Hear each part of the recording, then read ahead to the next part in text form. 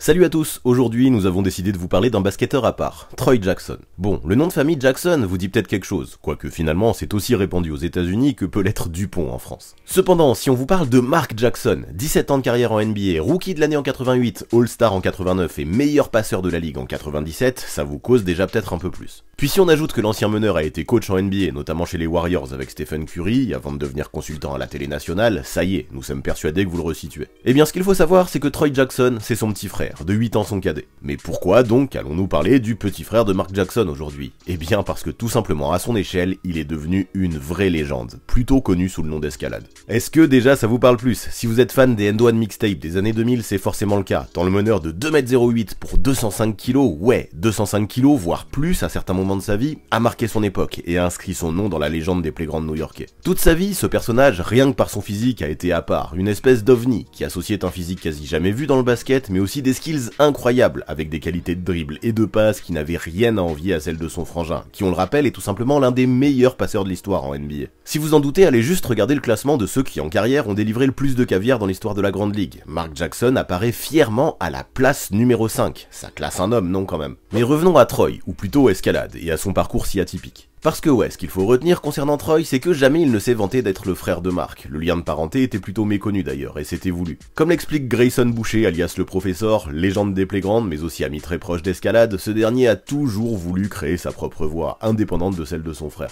Troy était l'un de mes meilleurs amis, et on parlait au téléphone parfois plusieurs fois par jour. Cependant, il ne parlait que peu de son frère, car il ne voulait pas être reconnu à travers lui et profiter de sa célébrité. Il voulait se faire son propre nom, se créer son propre chemin. Plusieurs fois, je lui ai demandé pourquoi il ne mettait pas ce lien de parenté plus en avant. Il répondait toujours la même chose et ça choquait les gens.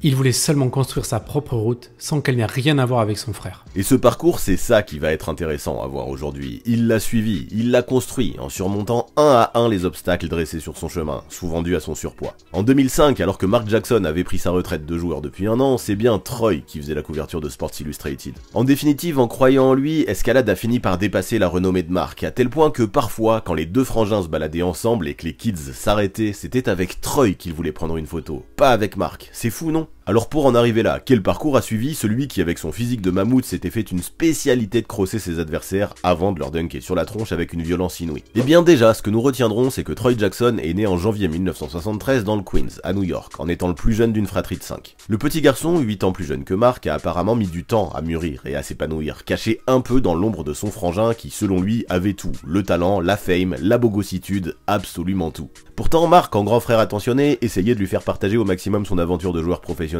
dans la plus grande ligue du monde, mais de ce qu'il se dit au final, cela lui a créé plus de complexes qu'autre chose. Il se rendait compte qu'en raison de son poids, malgré sa passion immense pour la balle orange, ses portes LAN lui seraient probablement jamais ouvertes. C'est ainsi que même s'il était très heureux pour son aîné et pour ce qu'il pouvait vivre en tant que star de la NBA, Troy lui voyait le basket comme une passion, un plaisir qu'il voulait développer au maximum, plus que comme un futur métier. Voilà pourquoi lui, au lieu de chercher les strass et les paillettes, s'est vite fait la réputation du gentil géant, vu qu'à peine 15 ans dans sa famille, il dépassait déjà tout le monde, aussi bien en hauteur qu'en largeur. Le souci, c'est que son mal-être, souvent, il l'évacuait dans la bouffe, et forcément, plus il mangeait, plus son poids s'amplifiait, un véritable cercle vicieux. Quoi qu'il en soit, dans sa famille, mais aussi dans son cercle d'amis, Troy trouva vite des moyens de se faire une place, notamment grâce à l'humour. Sa mère, Marie, en parle encore. Il a mis du temps à se trouver une place. Parce que Mark, sans le vouloir, possédait déjà tout ce dont il aurait rêvé. Mark a essayé de l'impliquer dans un maximum de choses, mais j'ai l'impression qu'inconsciemment, ça lui a fait du mal au niveau de l'estime qu'il avait pour lui-même.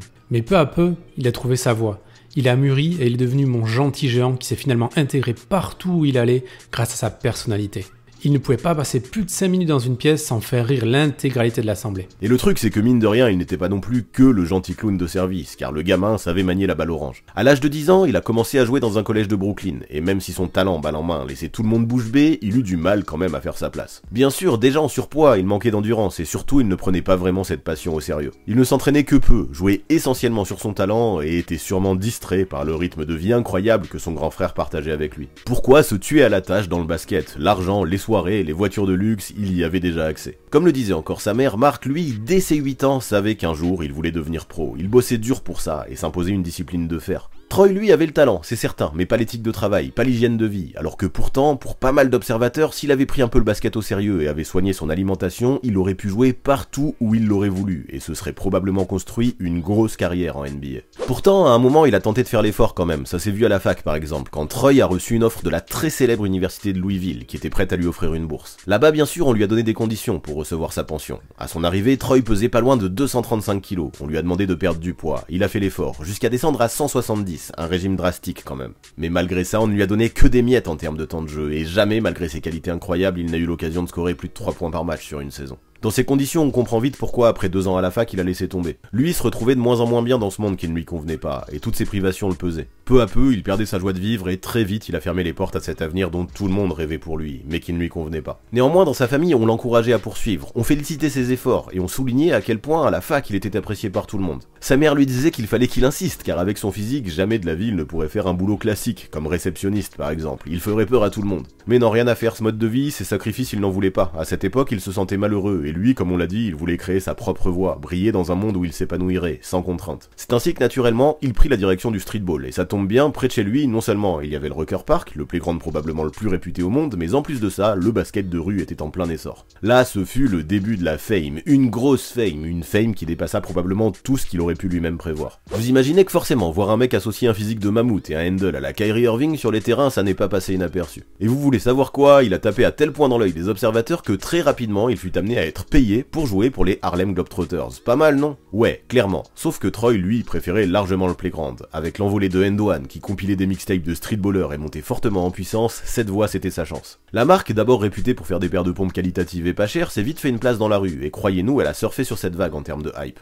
Très vite, elle a cherché les meilleurs streetballers du pays pour filmer leurs tricks, organiser des matchs, des tournois et les emmener voyager dans le monde entier. Le coup de com était génial, en pleine époque Iverson, les kids se régalaient à voir ces joueurs super stylés enchaîner les ankle breakers, tandis que la marque, elle, peu à peu faisait fureur jusqu'à se retrouver au pied de Vince Carter lors du fameux Slam Dunk Contest 2000. Évidemment, Troy Jackson est monté dans le train, ce mode de vie c'est tout ce qui lui convenait. Sauf que comme tout streetballer qui se respectait, il lui fallait un surnom, et rapidement c'est apparu comme une évidence, on l'appellerait Escalade. Pourquoi Escalade? Eh bien c'est une référence à l'énorme bagnole Cadillac qui visuellement était imposante, mais qui sous le capot possédait des capacités de voiture de course, tout ce qui correspondait à notre cher Troy. Très vite, avec son niveau de jeu, son physique remarquable et sa personnalité attachante, le mec est devenu le chouchou d'un paquet de fans, et lui de son côté s'épanouissait complètement dans un milieu qui lui correspondait de A à Z. Après sa première participation à une mixtape en 2003, plus jamais il n'a eu à travailler ou à s'inquiéter de son avenir, son destin était déjà tout tracé. Escalade nous a rejoint pour notre tournée de 2003 quand nous étions vraiment en train de décoller, et son impact a été énorme sur les fans. On était obligé d'organiser des files d'attente devant lui pour que tout le monde puisse avoir son autographe après les matchs. C'était drôle, les gens étaient intimidés devant lui au premier abord, mais tous décantés quand il commençait à parler. Il était comme un immense ourson toujours souriant. Il était bien plus sympathique et ouvert que ce que tous les gens auraient pu penser. Et là, ce qui est fou, c'est que personne, absolument personne ne savait qu'il était passé par Louisville auparavant, ni même que Mark Jackson était son frère. Non, il était juste Escalade, ce géant qui séduisait tout le monde par son jeu et son attitude. Il savait comment gérer son image, comment gérer son business, il était toujours à l'heure, avec constamment un mot sympathique pour tout le monde, et bon gré mal gré, partout où il allait, il devenait le centre de l'attention. Troy Jackson voulait créer sa propre voie, il avait réussi, et son duo légendaire avec le professeur, devenu son meilleur ami, faisait définitivement rêver l'intégralité de la planète streetball. Les voir partager un ballon tous les deux, c'était littéralement comme entendre de la poésie. Il avait un QI basket fou et un vrai flair pour le jeu. Il était un facilitateur, un leader, mais surtout, il jouait avec un flow incroyable, sûrement inspiré de son frère Mark. Il était tellement fluide, il avait de superbes mains, un excellent toucher, c'était dingue. Dans le streetball, les gens l'aimaient surtout en raison de sa capacité unique à manier le ballon au vu de son gabarit. Je ne pense pas que dans l'histoire de streetball, il y a déjà eu un joueur avec un tel physique capable de faire tant de choses balle en main, et il n'y en aura probablement plus d'autres. Ouais, le mec pouvait dribbler entre les jambes de multiples fois, perdre son défenseur avec des tricks et des feintes de ouf, puis lâcher une no-look pass d'une précision absolue. En parallèle, évidemment, il pouvait poster ses adversaires, les prendre de vitesse sur un reverse et aller tomard en explosant absolument tout sur son passage. Et c'est ça qui était le plus dingue et qui laissait le plus les fans bouche bée. Bien sûr qu'il pouvait jouer avec puissance, mais la plupart du temps, c'était grâce à sa dextérité qu'il prenait le dessus et déséquilibrait ses vis-à-vis, du jamais vu pour un joueur d'un tel gabarit. Le mec, non content d'avoir trouvé sa place dans un monde qui lui correspondait complètement, avait même réussi à créer sa propre façon de jouer, et bien évidemment, c'est ça qui a marqué tous les fans à l'époque, sans exception. Avec sa taille et ses qualités de dribble, il voulait pratiquer le basket de la façon qui lui faisait prendre le plus de plaisir. Son souci, c'était son poids. Sûrement parce qu'il était le plus jeune de la fratrie. Quand notre père était en week-end le samedi, souvent il voulait lui faire plaisir vu qu'il était le plus jeune et régulièrement il l'amenait au McDo manger des Big Mac. Depuis tout petit il a été en surpoids, mais son sens du jeu lui a toujours permis de dominer à son niveau de compétition. C'est seulement quand vous éleviez le niveau de jeu que vous vous rendiez compte que sa condition physique l'handicapait. Ah ça, depuis tout petit, les burgers et la malbouffe c'était son truc à Troy, et ça s'est encore sûrement amplifié lors des tournées N1. Tout le monde, de ses coéquipiers au cadreur, restait béat devant la tonne de nourriture qu'Escalade pouvait ingurgiter à chaque repas. Souvent après il culpabilisait, répétant qu'il n'aurait pas dû manger autant, et beaucoup s'inquiétaient pour sa santé. C'est ainsi que ses coéquipiers voulaient le booster, en essayant de le convaincre de les accompagner, pour aller à la salle ou faire un footing par exemple, mais rien à faire, la plupart du temps, Escalade refusait, et le repas d'après, l'orgie de bouffe reprenait de plus belle. En 2005, après la couverture de Sports Illustrated, qui probablement a représenté l'apex de la carrière d'Escalade, peu à peu les N1 mixtapes sont passés de mode, et les streetballers de l'époque sont tombés dans l'oubli. Et pourtant, ce n'était pas le cas d'Escalade, qui au vu de la renommée qu'il avait pu acquérir, continuait à faire des shows, en participant à des pick-up games dans le monde entier avec son pote The Professor. Ces deux-là avaient toujours une immense fanbase, et partout où ils allaient, même indépendamment de N1, ça rameutait les foules. De plus, Escalade n'avait pas à s'en faire pour son salaire, car pour toute marque, il était devenu un ambassadeur bankable, toujours souriant, toujours aussi sympathique, un candidat idéal pour tout spot publicitaire. Cette vie-là, il l'aimait, et plus il l'aimait, et plus il fréquentait les fast-food, jusqu'à en courir vers sa perte. Car oui, à Los Angeles en 2011, lors d'une tournée avec le Professor, ce qui devait arriver arriva. Une crise cardiaque foudroyante, due à une vie faite de beaucoup trop d'excès, mit fin à ses jours.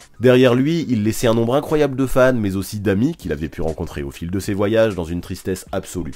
Je n'ai jamais perdu un ami d'une crise cardiaque, et je n'aurais jamais pensé que ça arriverait un jour. Entre 2003 et 2011, on rigolait ensemble, on faisait ce qu'on aimait, on jouait au basket, on faisait le tour du monde. Je me rendais même pas compte qu'il mettait en danger sa santé à ce point. Si aujourd'hui j'avais un ami dans la même situation, je tenterais de l'aider. Je l'encouragerais à être actif et à maigrir afin que nous puissions continuer à prendre du plaisir ensemble le plus longtemps possible. Mais à cette époque-là, nous n'étions pas conscients du danger que toute cette bouffe pouvait avoir sur sa santé et lui, il aimait trop cette vie. Il appréciait tout ce qu'il faisait, il était tout le temps joyeux et malgré quelques alertes sur sa santé desquelles il ne parlait que rarement, jamais il n'avait envisagé de perdre du poids. Et oui, ça faisait partie du personnage. Comme le professeur le disait, Escalade c'était Escalade et personne n'avait le pouvoir de le changer. C'est donc finalement en ayant vécu une vie d'excès, mais une vie qui lui plaisait, qu'à 38 ans, il quitta ce monde, laissant orpheline la planète streetball, et même plus globalement la planète basket en entier. Lors du All-Star Game 2011 en NBA, quelques jours après le décès d'Escalade, beaucoup de joueurs lui ont rendu hommage, ce qui montrait à quel point Troy Jackson avait marqué les esprits. Sa vie aura donc été courte, mais elle aura été intense, et surtout, elle aura finalement correspondu à tout ce qu'il souhaitait, devenant à son échelle, mais surtout à sa façon, une icône incontournable du basket de rue. Aujourd'hui, s'il était encore en vie, il viendrait de fêter ses 50 ans, et même en bonne santé, il ne jouerait probablement plus au basket depuis un bon moment. Cependant, au vu de son sourire et de sa bonhomie, ce n'est pas difficile de penser qu'il aurait toujours une place dans le monde de la balle orange, en tant que speaker, en tant que coach, ou même en tant que célébrité des réseaux sociaux. Il y a fort à parier que oui, même sans jouer, il kifferait encore ce qu'il fait, et ça, malheureusement, son hygiène de vie nous en aura privé. Pour beaucoup, sa personnalité c'était celle de Shaq, mais puissance 1000, alors comment imaginer qu'il serait tombé dans l'oubli? C'est impossible. Aujourd'hui encore d'ailleurs, on voit régulièrement des hommages, des mixtapes, des posts et des highlights de lui sur les réseaux, que ce soit Facebook, Instagram ou même TikTok. Escalade est parti depuis plus de 10 ans, certes, mais il garde encore une place immense dans l'esprit collectif. Les plus anciens se rappellent de lui avec nostalgie, quand les plus jeunes, eux, se font toujours une joie de découvrir ses skills, même tant d'années après. Le nombre de gens qu'Escalade a influencé est incalculable aujourd'hui, et son héritage est bel et bien toujours omniprésent. Escalade serait une immense célébrité aujourd'hui, j'en suis certain. J'édite mes propres vidéos depuis 2006 et à son décès, j'ai fait un mix de ses meilleures actions. Je l'ai mis sur YouTube et ça n'a eu que peu de succès.